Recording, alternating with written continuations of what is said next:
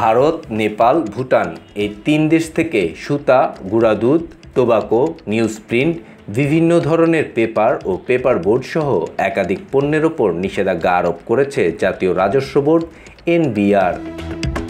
Custom আইন 2023-এর ধারা 8-এর উপধারা 1-এর ক্ষমতা বলে এই প্রজ্ঞাপন জারি করা হয়েছে। প্রজ্ঞাপনটি অবিলম্বে কার্যকর হবে বলে জানানো হয়েছে। প্রজ্ঞাপন অনুযায়ী ভারত থেকে duplex board, newsprint, kraft paper, cigarette paper, মাছ, সুতা, আলু, গুঁড়া দুধ, tobacco, radio TV parts, cycle ও motor parts, Formica sheet, ceramic ware, sanitary ware, stainless steel ware, marble slab ও টাইলস এবং মিক্সড ফেব্রিক এই পণ্যগুলো আমদানি নিষিদ্ধ করা হয়েছে।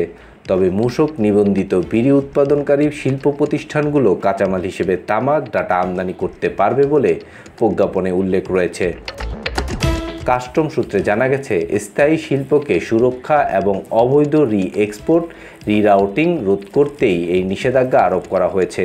বিশেষ করে টেক্সটাইল, কাগজ ও সিরামিক পণ্য খাতে দেশীয় শিল্পের প্রতিযোগিতা সক্ষমতা রক্ষা করাই মূল উদ্দেশ্য।